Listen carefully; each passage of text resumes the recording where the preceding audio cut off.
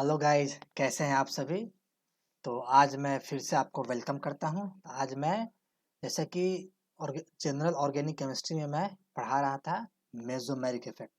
उसका part one मैं already पढ़ा चुका हूं, जिसका वीडियो लिंक मैं इस वीडियो के डिस्क्रिप्शन में डाल दूंगा। तो जो बच्चे उसको नहीं देख पाए पहले उसको देख ले, फिर इस वीडियो को देखें, क्योंकि इस वीडियो में आज हम पढ़ेंगे कि जो हमने पढ़ा मेसोमेरिक इफेक्ट उसको कहाँ कहाँ हम अप्लाई कर सकते हैं क्वेश्चंस में। उसी का ये पहला पार्ट है। इसका दूसरा पार्ट भी आएगा, इंतजार जरूर कीजिएगा। ठीक है, चलिए स्टार्ट करते हैं। सभी लोग कॉपी कलम लेके बैठ जाए। जैसा कि मैं पहले बार बार कहता हूँ, कॉपी कलम लेकर ही मेरे क्लास में बैठे, तभी क्लास समझ में आएगी बेटा। ठीक, चलिए आगे बढ़ते हैं। तो वही एप्लीकेशन पढ़ने वाले हैं, स्टार्ट करते हैं। देखो, आज हम पढ़ेंगे एप्लीकेशंस में कार्बन आयंस का एप्लीकेशन। कार्बन आयंस क्या होता है? कार्बन पर नेगेटिव चार्ज। ठीक। कार्बोकटायंस की स्टेबिलिटी पढ़ेंगे। कार्बन पर पॉजिटिव चार्ज कहते हैं कार्बोकटायंस। ठीक है, कोई दिक्कत नहीं है, सही है, आगे बढ़े आप। कार्बो रेडिकल्स क्या है? कार्बो रेडिकल्स कार्बन कंपाउंड है जिस पर एक अनपेयर्ड इलेक्ट्रॉन्स होता है। ये डॉट से दिखाते हैं कार्बन रेडिकल्स। ये इलेक्ट्रॉन सिंगल है, पेयर्ड नहीं है, इसी को कहते हैं कार्बो रेडिकल्स। क्लियर हुआ बेटा? समझ में आया बात? चलिए आगे बढ़ते हैं, स्टार्ट करते हैं। अब देखते हैं, अगर हम कार्बन आयंस की स्टेबिलिटी की हम बात करें तो कौन कौन से फैक्टर्स इसके स्टेबिलिटी में कंट्रीब्यूट करेगा। जैसा कि मैंने आपको पढ़ाया था मेसोमेरिक इफेक्ट, जिसको रेजोनेंस इफेक्ट भी कहते हैं। ठीक, यहाँ तक समझ में आ रहा है? कहता क्या है, अगर रेजोनेंस होगा तो इसकी स्टेबिलिटी बढ़ेगी। सही बात है। ठीक, क्योंकि हम कहते क्या है कि जब कार्बन आयंस पर नेगेटिव चार्ज है तो कोई ऐसा इफेक्ट, कोई ऐसा ग्रुप जो इसके नेगेटिव चार्ज को स्पेस में डिस्पर्स कर दे, फैला दे, तो इसकी स्टेबिलिटी को बढ़ा सकता है। यही काम होगा। दूसरा, अगर एरोमेटिक कंपाउंड इस कार्बन आयन से अटैच है तो वो सबसे ज्यादा इसके नेगेटिव चार्ज को डिस्पर्स करने में हेल्प करेगा और स्टेबिलिटी को मैनीफोल्ड बढ़ा देगा। ठीक, जैसा कि मैंने आपको पढ़ाया था मेसोमेरिक इफेक्ट। तो माइनस एम इफेक्ट या उसी को minus R effect, minus M या माइनस आर, यानी जो इलेक्ट्रॉन्स को अपनी तरफ खींचेगा, क्योंकि इसके पास क्या है, नेगेटिव चार्ज है, ये अपने नेगेटिव चार्ज को हटाने की कोशिश करेगा, अपने नेगेटिव चार्ज को फैलाने की कोशिश करेगा, दूर भेजेगा, दूर जाओ ताकि स्टेबिलिटी बढ़े। तो दूर कैसे जाएगा? जब कोई इलेक्ट्रॉन विड्रोइंग ग्रुप वहां होगा जो इसको खींच लेगा अपनी तरफ। ठीक, आई बात समझ में? मैंने आपको इंडक्टिव इफेक्ट नहीं पढ़ाया है, बट यहाँ समझ लीजिए, थोड़ा सा लाइन में समझिए क्या होता है इंडक्टिव इफेक्ट। कहता क्या है कि कार्बन कार्बन के बीच में सिग्मा बॉन्ड है ना, सिग्मा बॉन्ड है। इस सिग्मा बॉन्ड के थ्रू जब कोई इफेक्ट आगे बढ़े उसी को कहते हैं इंडक्टिव इफेक्ट कहते हैं। ठीक है, अगर हाईली इलेक्ट्रोनेगेटिव एटम है, जैसे कि ऑक्सीजन, नाइट्रोजन, फ्लोरीन, क्लोरीन, जो हाईली इलेक्ट्रोनेगेटिव एटम है, ये इलेक्ट्रॉन्स को अपनी तरफ खींचेंगे, सिग्मा बॉन्ड के इलेक्ट्रॉन्स को अपनी तरफ खींचेंगे, ये माइनस आई इफेक्ट दिखाएंगे।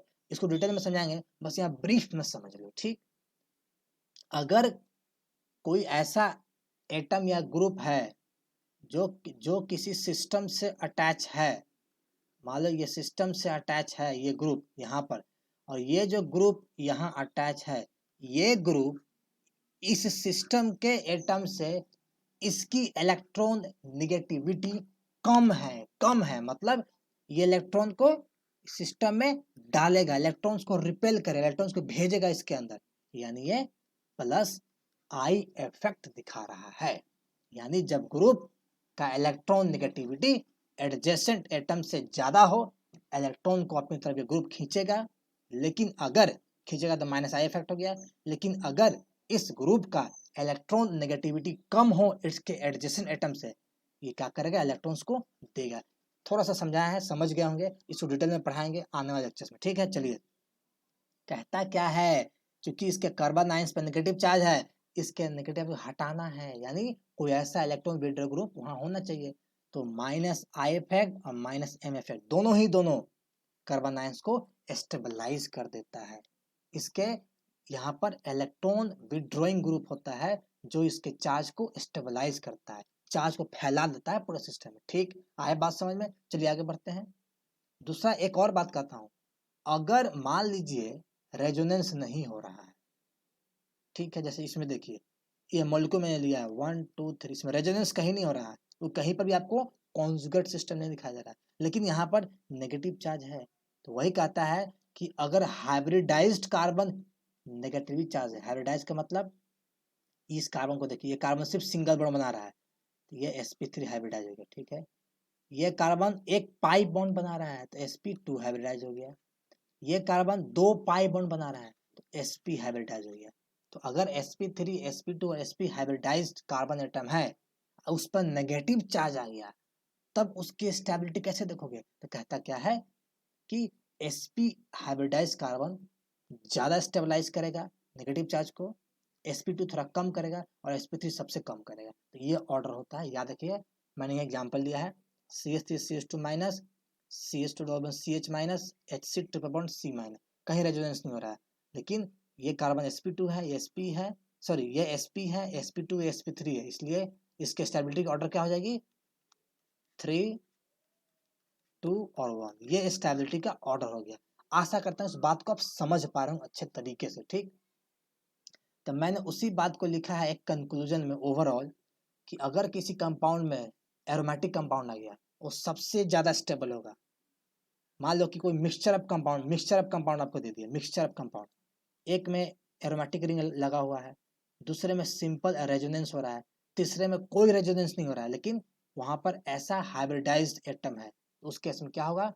एरोमेटिक कंपाउंड ज्यादा स्टेबल होगा, रेजोनेंस स्टेबलाइज से वह ज्यादा स्टेबल होगा आपके sp2 sp3 से। मैं एक एग्जांपल देता हूँ, आप समझ लोगे। मान लो ये आपका बेंजीन रिंग है, ठीक है, बेंजीन है, इसे CH2 माइनस है। ठीक, ये एक, इसको एक समझ लो, एक इसको ले लो, एक मैं और डाल देता हूँ CH2 minus C double bond C। ठीक है, यहाँ ध्यान दो, इस पर ध्यान दो, इस पर ध्यान दो, इस पर ध्यान दो, ये रेजोनेंस कर रहा है, इस तीनों में सबसे ज्यादा स्टेबल ये हो जाएगा। ठीक, क्योंकि इसमें भी रेजोनेंस हो रहा है, लेकिन इसमें एरोमेटिक कंपाउंड है, ये सबसे ज्यादा स्टेबल होगा। अब इसमें देखो और इसमें देखो, ठीक है, इसमें रेजोनेंस हो रहा है लेकिन इसमें रेजोनेंस नहीं हो रहा है, ये सबसे ज्यादा स्टेबल होगा इससे। तो मैंने आपको तीनों कंडीशन लगा कर दिखा दिया।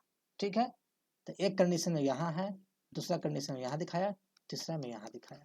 यहाँ एरोमेटिसिटी है, यहाँ सिंपल रेजोनेंस है, यहाँ पर हाइब्रिडाइज कार्बन है। आशा करता हूँ इस बात को अच्छे तरीके से आप समझ लिए होंगे। ठीक है, चलिए आगे बढ़ते हैं।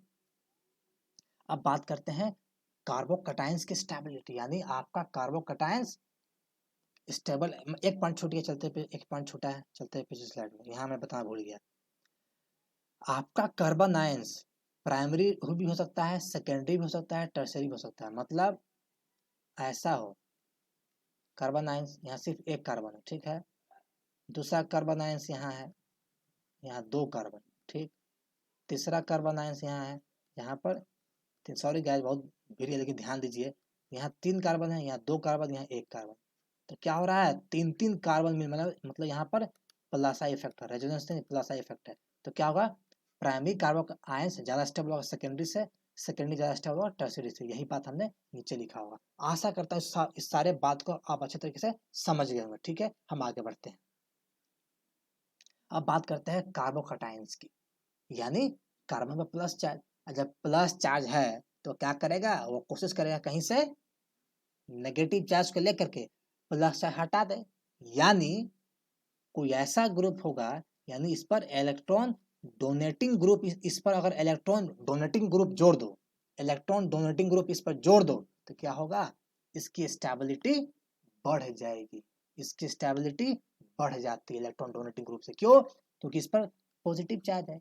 ये पॉजिटिव चार्ज हटाया कैसे? इलेक्ट्रॉन्स कहीं से लेगा तब ना हटाएगा। ठीक है, यही बात समझाना चाह रहा हूं मैं। फिर यह वही बात है, रेजोनेंस होगा तो स्टेबिलिटी बढ़ेगी, और अगर एरोमेटिक कंपाउंड है वह रेजोनेंस कर रहा है तो और ज्यादा उसको स्टेबिलिटी बढ़ा देगा। ठीक, लास्ट में देखेंगे, क्योंकि इलेक्ट्रॉन देना है, इलेक्ट्रॉन डोनेटिंग ग्रुप ही कार्बोकटायंस की स्टेबिलिटी को बढ़ा पाएंगे, क्योंकि उस पर प्लस चार्ज है। ये प्लस चार्ज हटाएगा, कैसे हटाएगा? कहीं से चार्ज लेकर हटाएगा। कोई देने वाला होना चाहिए, ठीक है, तो वह इलेक्ट्रॉन डोनेटिंग ग्रुप है, यानी प्लस एम या प्लस आर इफेक्ट या एंड प्लस आई इफेक्ट, ये दोनों क्या करेगा, दोनों इलेक्ट्रॉन डोनेटिंग ग्रुप है, ये कार्बोकैटायंस के स्टेबिलिटी को बढ़ा देगा। आई बात समझ में, कोई दिक्कत नहीं है, ठीक है। चलिए फिर हम वहाँ यही कंक्लूजन उतारेंगे जो कार्बन आयंस में लिया।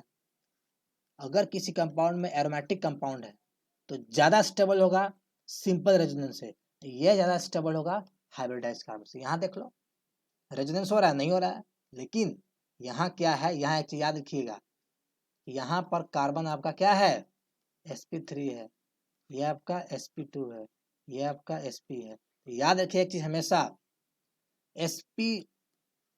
sp2 और sp3 ये ऑर्डर है इलेक्ट्रॉन निगेटिविटी का। sp वाला कार्बन ज्यादा इलेक्ट्रॉन निगेटिविटी होता है। और चीज याद रखना, अगर कोई एटम ज्यादा इलेक्ट्रॉन निगेटिविटी है तो वह अपने पास नेगेटिव चार्ज रखना पसंद ज्यादा करेगा, पॉजिटिव चार्ज रखना पसंद नहीं करेगा। इसी कारण से और तीनों की स्टेबिलिटी देखोगे तो 1 is greater than 2, 2 is greater than 3।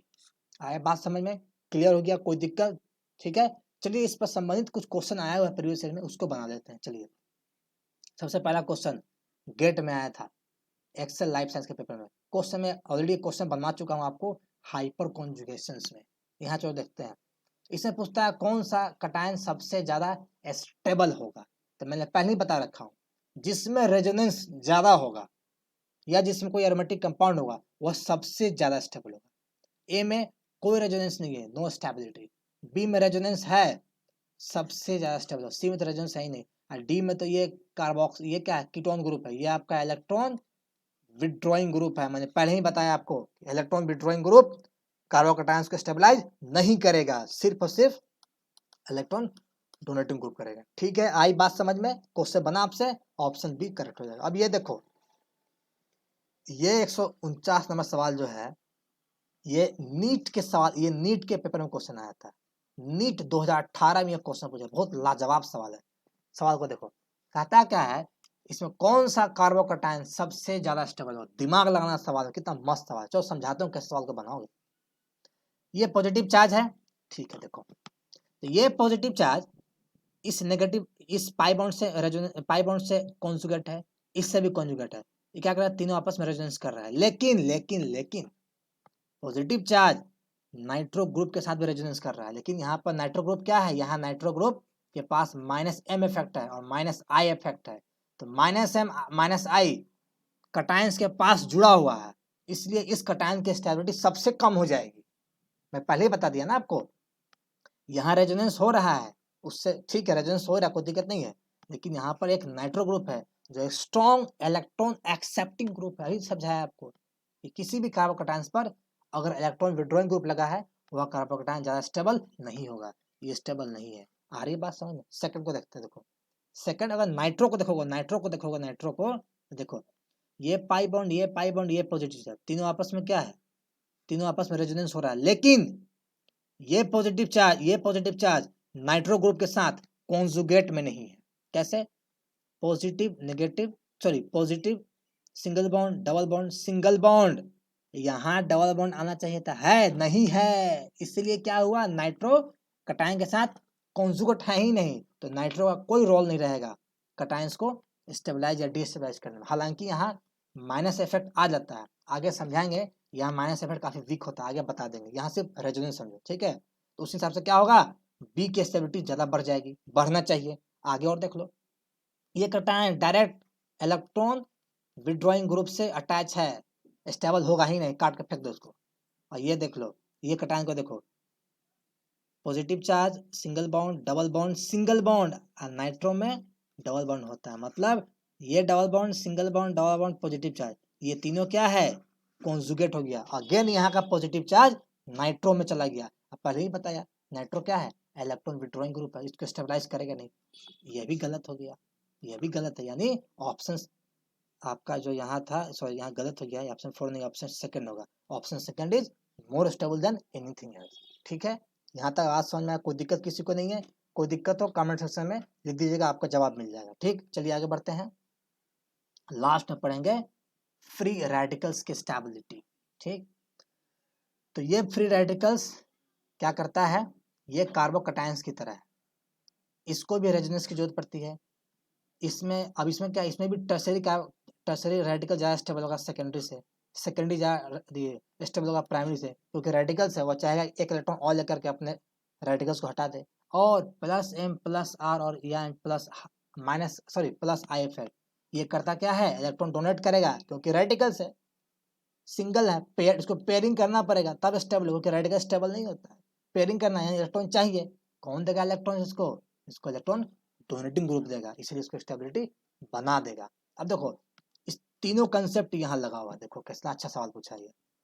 यहाँ देखो no resonance no resonance no resonance, यहाँ रेजोनेंस है, पहले बताया रेजोनेंस है, और भी एरोमेटिक रिंग लगा हुआ है, सबसे ज्यादा स्टेबल, सेकंड सबसे ज्यादा स्टेबल होगा। देखो सेकंड यहाँ भी है, सेकंड यहाँ भी। आगे बढ़ते हैं, फर्स्ट थर्ड और फोर्थ की और हम बात करें तो देखो यहाँ दो दो मिथाइल ग्रुप है, यहाँ प्लस आई इफेक्ट हो, यहाँ भी प्लस आई इफेक्ट हो, यहाँ पर सिर्फ एक ही, यहाँ सिर्फ एक ही हाइड्रोजन है, प्लस आई ज्यादा नहीं होगा, इसलिए वन सबसे ज्यादा स्टेबल होगा। टू का वन हो गया। अब देखना फोर थ्री में कौन होगा, फोर थ्री बात करें, फोर की बात करें, यहाँ एक मिथाइल ग्रुप अटैच है, थ्री में ऐसा कोई मिथाइल, मिथाइल दूर है, कोई मिथाइल इसके पास नहीं है प्लस आई करने के लिए, तो क्या होगा, यहाँ फोर ज्यादा स्टेबल है, फोर ज्यादा स्टेबल होगा थ्री से, इसका आंसर 2143 ऑप्शन है। इस क्वेश्चन को मैंने हाइपर कॉन्जुगेशन में भी पढ़ाया था, आप उससे ही बना सकते हो। ठीक, तो आशा करता हूँ सारे बच्चे कंसेप्ट को समझ लिए होंगे। ये लेक्चर यहीं पर समाप्त होता है, और नेक्स्ट लेक्चर आएगा इसका पार्ट 2, जिसमें एसिडिटी और बेसिडिटी पर लेक्चर लेंगे। ठीक है, तो अब तक के लिए, अभी तक के लिए धन्यवाद लेक्चर सुनने के लिए। अपना ख्याल रखें, अच्छे से रहें, और मेरा इंतजार करें, मैं ज़रूर आऊँगा सेकंड पार्ट लेकर के। तब तक के लिए अलविदा, बाय।